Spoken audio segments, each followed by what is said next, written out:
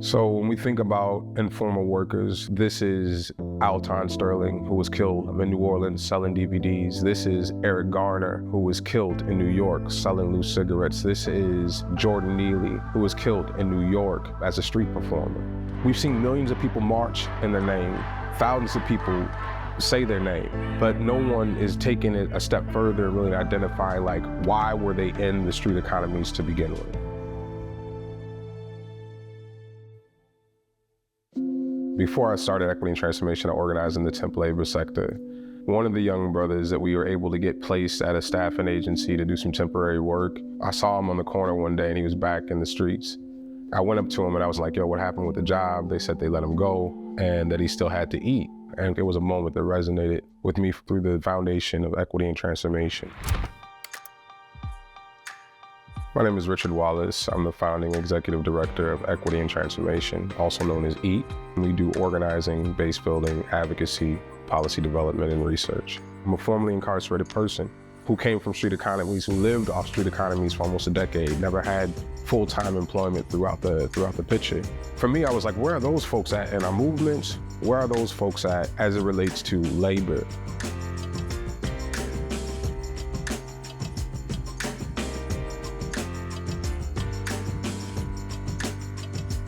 We can see the extremely high rates of unemployment in our community. That statistic is well known. I think there's this assumption that in the absence of labor, our people do nothing. And in reality, in the absence of labor, our people create. And that's how you get hip hop, jazz, bootleg, and alcohol. That's how you get, the weed man, right? And so these become occupations of last resort, but they also are a creation that comes from deep historical exclusion. So if you look over the 500-year story of Black folks in the United States, you've seen there's been different interventions to reduce our ability to acquire a living wage in exchange for our labor.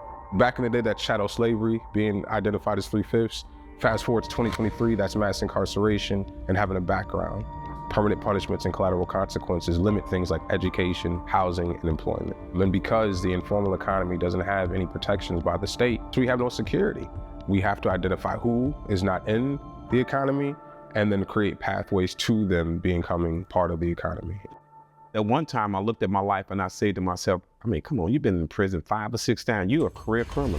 Who's gonna wanna hire you? How can you be a voice? How can you say anything? But then when I came along and got with this organization, along with Richard Wallace, I found out that all of his members and the people that he supports are informal workers of most people that have been incarcerated. So I found my home.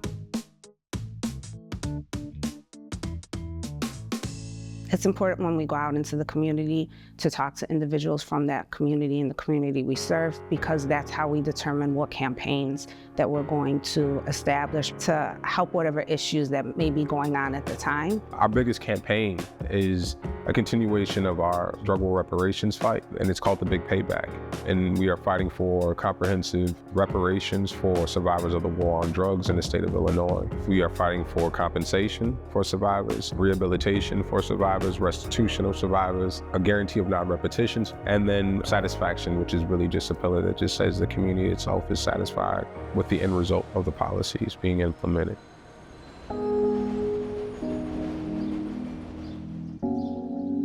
These are the communities that are left out: West Garfield, Inglewood, Auburn Gretchen, Back of the Yard, Little Village. These are communities of people of color. So they don't get the representation. They are tired of just hearing a whole lot of talking, but nothing's getting done. They want to see action. And this is what I love about Equity and Transformation and our director, Richard Wallace, is that he is showing it by leading and doing the work and showing it. And the people are seeing it.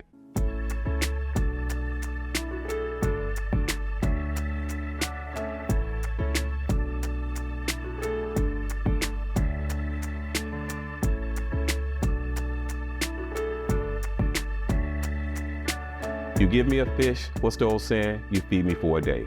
But if you teach me to fish, you feed me for a lifetime. And that's what Equity and Transformation is doing under the leadership of Richard Wallace. Equity and Transformation is the sole voice of Black informal workers in Illinois and the only organization solely focused on Black informality in the nation. And it's nerve-wracking in that we are building a foundation for something. And I mean, it may sound like we're new, but we're a continuation of Martin Luther King's Poor People's Campaign. People are forced to live in the most inhuman situations because of their poverty. We're a continuation of what Marx would talk about, the organizing of the lumpen proletariat, right? Like all of the work that I think that most of our movements do is handed to us from the elders who fought before us. Richard could have chose many avenues. I mean, he could be out making six figures easily in corporate America, but he's not that person. It's not a fight for him. He needs to fight. He has to be engaged in some type of fight for equality for people of color. You have kids? Yes. Okay. What is your hope for your kids? And Fair. what kind of Chicago or what kind of Illinois do you want your kids to have? I envision a world where my kids are free to identify who they want to be, when, and why. So my work, and I think the work of equity and transformation, is to create those conditions. And the work of our comrades and allies in this work, because we're tiny. But when you look at the movement for Black lives, we're many. And so most of us are fighting for that vision of a world where our children, our youth can be free. Yeah. And so that's my hope. Don't compete with me, eat with me. Squad, squad, squad, squad, squad, squad, squad, squad, squad, squad, squad, squad, squad, squad.